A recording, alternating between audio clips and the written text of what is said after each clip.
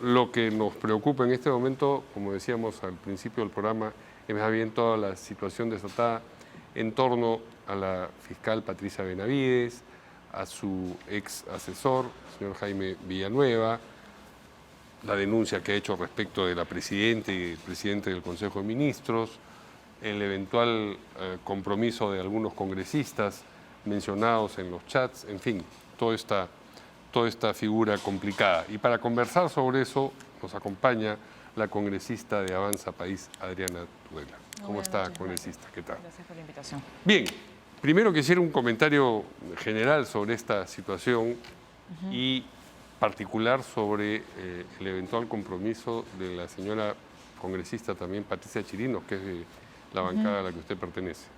Sí, bueno, respecto a lo que estamos viendo, creo que, digamos, todos estamos un poco desconcertados respecto a lo que estamos viendo al interior del Ministerio Público. Creo que es lamentable que sucedan este tipo de pugnas por poder político dentro del Ministerio Público y que eso finalmente termine afectando la institucionalidad del Ministerio Público como entidad. Creo que las acusaciones que se están haciendo son sumamente graves y tienen que ser definitivamente investigadas, es decir, si es que la fiscal de la Nación efectivamente ha pretendido, digamos, influir en una votación a través del archivamiento de ciertos casos, es una acusación gravísima que tiene que ser corroborada, ¿no? Esa es la tesis fiscal, tiene que ser corroborada. Y respecto al, digamos, qué tan involucrada pueda estar Patricia Chirinos, digamos, lo que tenemos hasta el momento son unas conversaciones de WhatsApp en las cuales se la menciona ella en el contexto de conseguir votos para, digamos, la acusación constitucional que se seguía contra Zoraida Ábalos, acusación constitucional que ella presentó.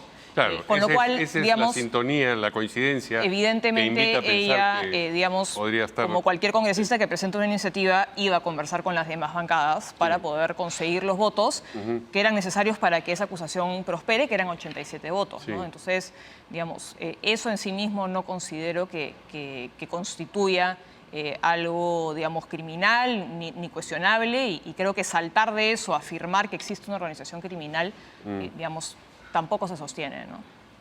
¿Ha conversado ella con ustedes dentro de la bancada sobre el punto? Hemos conversado sobre esto y bueno, lo que nos ha dicho es que evidentemente ella presentó la denuncia y que evidentemente conversó con todas las bancadas y con todos los congresistas. ¿Conversó con Jaime Villanueva?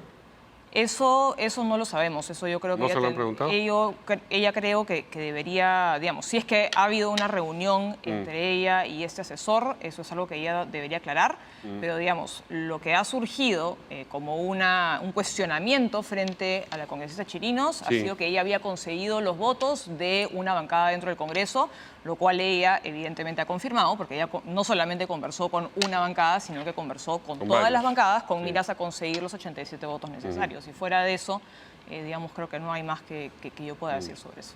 Ahora, la figura que construye la Fiscalía para ir sobre la fiscal Benavides y sus asesores como si fueran una organización criminal, digamos, ya hay una observación acerca de si eso califica o no como organización criminal. Sí, creo que es una figura que ha sido un poco abusada últimamente. No solamente en esta ocasión. Y no solamente en esta ocasión, sino que en general. Pero tiene algunos puntos que resultará primordial confirmar para que la acusación, la denuncia se convierta en una acusación. Por ejemplo, supuesto, que Villanueva hablaba en nombre de la fiscal. Una primera cosa que tiene que ser demostrada. Y la segunda es que esta contraprestación con la que se especula efectivamente ocurrió, porque en el chat no hay un momento en el que dice, bueno, ustedes votan de esta manera y nosotros archivamos. En el chat Lo que pasa es que está el documento, en el intercambio, está el documento de ese archivamiento, entonces se entiende que es un valor que está en Mario, juego. Y referido a eso, yo creo que es importante, digamos, distinguir entre la información que tenemos, que son estas conversaciones de WhatsApp, en donde definitivamente creo que hay información que da pie a que se genere una investigación. Y por otro lado está la tesis que la fiscal Marita Barreto digamos, infiere de esta información, Sí. ¿no? Entonces, la tesis de la fiscal Marita Barreto es que hay una organización criminal liderada por Patricia Benavides y sus asesores. Nuevamente yo creo que esa figura, digamos, se ha usado muchas veces de manera indiscriminada, pero finalmente esta tesis fiscal tiene que ser corroborada y comprobada por la fiscal. Es decir, no es que ya se ha comprobado que hay una organización criminal y que ya sabemos que efectivamente hubo un intercambio, digamos, de votos a favor de, a cambio de archivamientos.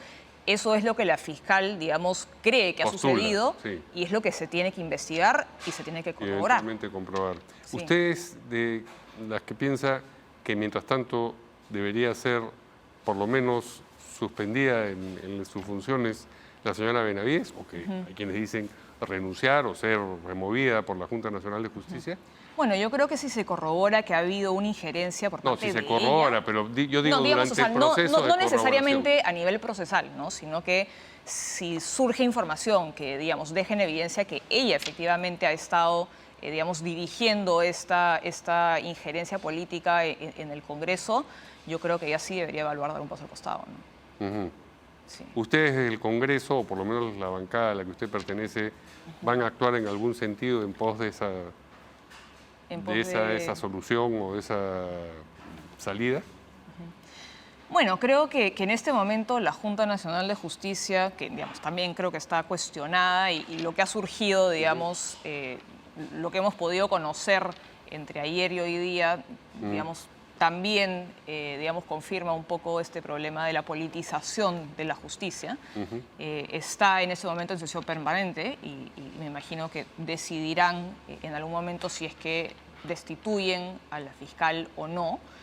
Otra alternativa es esta, digamos, acusación constitucional que se habría presentado contra ella. Sí. Y en tercer lugar está, digamos, ya el control político puro que puede hacer el Congreso de la República, que es la destitución de, digamos, cualquier fiscal supremo por causa grave, digamos, que fue el procedimiento que se siguió contra la Junta Nacional de Justicia, pero digamos eso no es inmediato tampoco, ¿no? Eso, como sucedió con la Junta, eso es un proceso que toma más o menos un par de meses y requiere de 87 votos para que finalmente se concrete, ¿no? Ha dicho usted dos veces que esto es una pugna de poder dentro del Ministerio Público. ¿Eso es todo lo que es a su manera de ver lo que está ocurriendo o le parece meridianamente claro que son argumentos que van de ida y vuelta solamente para obtener poder en esta esquina o en esta otra? O sea, creo que ha quedado un poco claro que hay una pugna entre Zoraida Ábalos y Patricia Benavides. No entiendo muy bien, digamos, aparte de esta pugna entre estas dos personas. Que digamos que son excusas que se levantan para librar esta batalla de poder, lo que estamos viendo. No, como yo digo, creo que las acusaciones que se han hecho y la información que hemos podido conocer, digamos, sí creo yo, fundamenta que se inicie ¿Pero tiene como motivación principal un pulseo de poder? No sé si la motivación de la fiscal Marita Barreto sea esa, pero definitivamente, digamos, el hecho de las declaraciones que ha hecho, por ejemplo, Zoraida Ábalos, luego de que haya surgido este destapamiento, sí me parece a mí bastante obvio que hay, digamos, una enemistad, en todo caso, entre estas dos personas. Claro. Y, digamos, creo que esto sí muestra... digamos, yo creo que es bastante cuestionable de corroborarse que la fiscal de la Nación esté tratando de intercambiar favores a cambio de lograr un resultado específico. Evidentemente eso es cuestionable, ¿no? Ahora, pero eso no significa que no haya una pugna de poder de por medio. Ahora, hay actitudes de la fiscal en los últimos días que llaman la atención también. Por un lado, este trabajo a través de la noche en el que se va a decidir remover a la señora Barreto, ¿no? Por supuesto, hay un apuro, eso es algo, un apuro antes de que se produzca la operación. Que evidentemente se presta a muchas suspicacias. Y otra cosa y además no sabemos, digamos, cómo es que se ha justificado esa destitución, ¿no? Y lo otro que llama mucho la atención es la denuncia constitucional a la Presidente Boluarte y a Otárola. Porque, digamos, lo que inicialmente parecía nuevamente una pugna interna dentro del Ministerio Público, ahora también ha involucrado... Es como una esquirla que salta para el otro lado, digamos, ¿no? Y yo la verdad es que no me explico por qué esta decisión de la fiscal de la Nación... Cuando había pedido un mes atrás 8 meses de prórroga. Había extendido, digamos, durante 8 meses más la investigación, y yo no me explico por qué es que elige este momento para plantear esa denuncia constitucional ante el Congreso de la República. Digamos, no me queda muy claro esa triangulación, digamos, La explicación más sencilla es que no me miren a mí, miren al otro lado. Digamos, yo no soy la única en problemas, también está en problemas. Podría ser un intento por desviar la atención. Una, y otra es que la información que corre en las redacciones periodísticas es que ha detectado que parte de lo que está ocurriendo tiene su origen en el Ejecutivo y entonces es una vendetta, ¿no? Entiendo un poco por lo que hemos visto que la fiscal de la Nación cree digamos, que esto que ha salido viene por parte del Ejecutivo y que el Ejecutivo cree que las acusaciones que tienen ellos, digamos, se originan en Patricia Benavides. Nuevamente son especulaciones, pero ya yendo un poco a la acusación contra Dina Boluarte por homicidio, creo yo que es una acusación, digamos, jurídicamente difícil de sostener. Otra de las esquirlas de este asunto tiene que ver, o le ha salpicado al defensor del pueblo, al señor Josué Gutiérrez, cuya elección, digamos, fue observada por la poca idoneidad que en opinión de muchos tenía el señor para ejercer el cargo, pero lo que quiero decir es que los votos, o algunos de los votos que lo condujeron a efectivamente asumir el cargo, porque tenían que ser 87, que es bastante, aparentemente son parte de la negociación en estos chats. ¿Le parece a usted que eso pone en entredicho la situación de José Gutiérrez en la Defensoría? En lo absoluto. Creo que lo que ha quedado bastante claro de estas conversaciones de WhatsApp es que el candidato que en teoría, supuestamente, la fiscal de la Nación estaría o habría estado impulsando, no era José Gutiérrez, sino era el señor Rioja, quien no alcanzó la votación para poder ser nombrado defensor del pueblo. Y nuevamente, se tiene que corroborar si es que efectivamente hubo este intercambio de votos a cambio de archivamientos.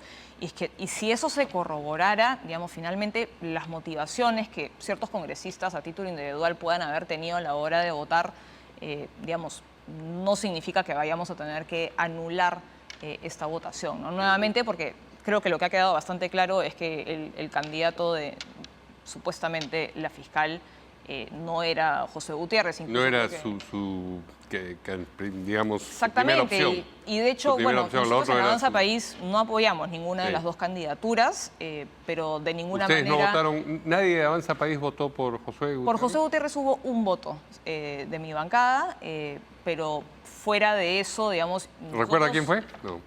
Sí, la congresista Jessica Córdoba, ella decidió votar a favor de José Gutiérrez, digamos, contra lo que nosotros habíamos acordado, digamos, en la bancada. Pero fuera de que nosotros no apoyamos esa candidatura, no creemos que sea una elección que sea impugnable, digamos, por estos cuestionamientos de ninguna manera. Otra de las votaciones que supuestamente estaría comprometida es la que condujo a la destitución de la fiscal suprema Zoraida Ábalos. ¿Cómo votó su bancada en esa...? Bueno, nosotros evidentemente apoyamos la destitución de la ex fiscal de la Nación, yo incluida. Esta fue una iniciativa nuevamente impulsada por Patricia Chirinos, que es parte de nuestra bancada. Yo considero que fue una decisión correcta, ¿no? Y acá sí me quiero detener, porque el hecho de que la actual fiscal de la Nación esté siendo cuestionada y deba ser investigada no significa que Zoraida Ábalos, no santifica a Zoraida Ábalos, que además eso es lo que ella ha pretendido hacer, porque se ha paseado por distintos medios de comunicación, digamos, tratando de decir que porque ella está cuestionada, entonces yo soy una santa, y eso no es así. Yo creo que ella fue correctamente destituida, era lo que correspondía hacerse. La ex fiscal Zoraida Ábalos, en el fondo incumplió un deber constitucional que tenía en un momento que era crítico para la nación, y frente a la corrupción flagrante y sistemática de Pedro Castillo y su entorno más cercano, ella decidió no tomar acción. Y creo que eso no puede ser considerado un criterio jurídico, como ella equivocadamente dijo, ¿no? Que nosotros la habíamos destituido por su criterio jurídico, sino que fue un incumplimiento de un mandato constitucional. Y yo creo que los fiscales no pueden argumentar que incumplir un mandato constitucional es un criterio jurídico. Finalmente, el otro tema que está mencionado en los chats es el de la eventual remoción de los miembros de la Junta Nacional de Justicia. Eso no se ha votado en el Pleno, se ha votado en la Comisión de Justicia. Se votó un informe que llega a la conclusión de que efectivamente hubo una falta grave. En mi opinión, sí hay una falta grave. Y eso creo se votó solo en la Comisión de Justicia. Eso solamente se ha votado en la Comisión de Justicia. ¿Cómo votó? Yo soy miembro de la Comisión de Justicia, yo voté a favor del informe. Y yo sí considero que, por lo menos en el caso de la señora Inés Tello, hay una infracción flagrante a la Constitución y hay, digamos, un intento burdo por aferrarse a un cargo cuando evidentemente la Constitución no permite que ella se mantenga en ese cargo, y creo que esa es una falta grave. ¿Alguien le ha tratado de persuadir a usted para que votase en el sentido en el que votó a propósito de la Junta Nacional de Justicia? En ninguna de estas votaciones yo he sido persuadida de votar de ninguna manera, y mis votos han sido todos votos de conciencia. ¿No ha tenido usted la impresión de que haya habido ese trasiego de votos, digamos, yo no he tenido esa impresión, ni en mi caso, ni en el caso de mi bancada, tanto en el caso de Zoraida Ábalos como en el caso de la Junta Nacional de Justicia. Nosotros creemos que había una falta gravísima en el caso de la ex fiscal, hay faltas graves en el caso de la Junta Nacional de Justicia. Y bueno, respecto a la elección del Defensor del Pueblo, nosotros no apoyamos esa candidatura, pero aún así creemos que fue una decisión que siguió los procedimientos establecidos y finalmente es legítima. Hemos pasado rápidamente por la esquirla que salpicó al Ejecutivo, la denuncia constitucional que ha presentado ante el Congreso finalmente la fiscal Patricia Benavides. Me decía que usted entiende que esa argumentación para homicidio calificado y daños graves, en fin, no es muy consistente. Yo no considero que eso sea jurídicamente consistente, ya que si uno no tiene, digamos, alguna prueba que demuestre que hubo una orden expresa, una instrucción deliberada por parte del presidente de la República para que se asesine o se ejecute extrajudicialmente a alguien, asumir que por el simple hecho de que el presidente de la República es el jefe supremo de las Fuerzas Armadas, eso lo convierte en responsable de lo que hagan las Fuerzas Armadas, pase lo que pase, me parece que es absurdo y no se sostiene. Y si nosotros asumiéramos eso como una premisa cierta, tendríamos, digamos, a muchísimos expresidentes encarcelados, y esto es algo que yo sostengo independientemente de quién se trate, ¿no? Porque yéndonos, digamos, a casos recientes, durante el gobierno del expresidente Sagasti hubo, digamos, estas procesas, este paro agrario en el cual hubieron muertos. Y yo creo que bajo ninguna circunstancia podríamos imputarle al expresidente Sagasti la responsabilidad por eso. Y nuevamente, yo creo que si es que no hay algo que demuestre que efectivamente ha habido una orden expresa de ejecutar extrajudicialmente a alguien, uno no puede asumir que por el hecho de ser jefe supremo entonces hay responsabilidad penal. Responsabilidad política hay, pero penal, eso creo que es jurídicamente insostenible. A propósito de la Junta Nacional de Justicia, no queda claro cuándo van a votar eso en el Pleno. Yo tampoco tengo claro cuándo es que se va a votar eso. Hay quienes reclaman que a raíz de esto deberían dejar de lado la sola idea de no, y nuevamente, como te dije al principio del programa, yo creo que todo lo que ha ocurrido, digamos, muestra que efectivamente hay una politización en el Ministerio Público, de la Junta Nacional de Justicia. Creo yo que digamos, hay un diseño institucional que está permitiendo este nivel de politización, ¿no? Yo, por ejemplo, creo que es bastante cuestionable que la Junta Nacional de Justicia concentre este poder de ratificar a todos los jueces y fiscales del Perú cada 7 años. Yo creo que la figura en sí misma de la ratificación judicial es problemática, porque si un juez es nombrado o un fiscal es nombrado en una plaza, digamos, por qué su nombramiento y por qué su estabilidad en esa plaza tendría que estar, o sea, que ser cuestionada cada cierto tiempo, ¿no? Sí. Yo creo que eso afecta profundamente la independencia de los jueces y fiscales. Entonces, yo creo que este caso, digamos, pone un poco el foco sobre la politización de la justicia y creo yo que tenemos que plantearnos tal vez algunas reformas institucionales. Finalmente, mañana parece que se va a ver en el Pleno el asunto de la interpelación al ministro de Energía y Minas. Así es. ¿Tienen ustedes una posición al respecto? Todavía no tenemos una posición de bancada. Sí. Yo personalmente, digamos, no suelo oponerme a las interpelaciones de los ministros, ¿no? Sí. Si hay respuestas que tienen que ser respondidas, pues que vengan los ministros. Pero ¿tiene usted ya una idea del accionar del ministro antes de sus respuestas? Lo cual es perfectamente posible, porque digamos uno No, puede ver, en este ¿no? caso, sinceramente, sí me gustaría escuchar las respuestas del ministro y que crea que deba acudir al Pleno del Congreso para responder un pliego interpelatorio. Tampoco quiere decir que yo creo que tenga que ser censurado, ¿no? Creo que debemos escucharlo y en base a lo que responda evaluar. Muy bien.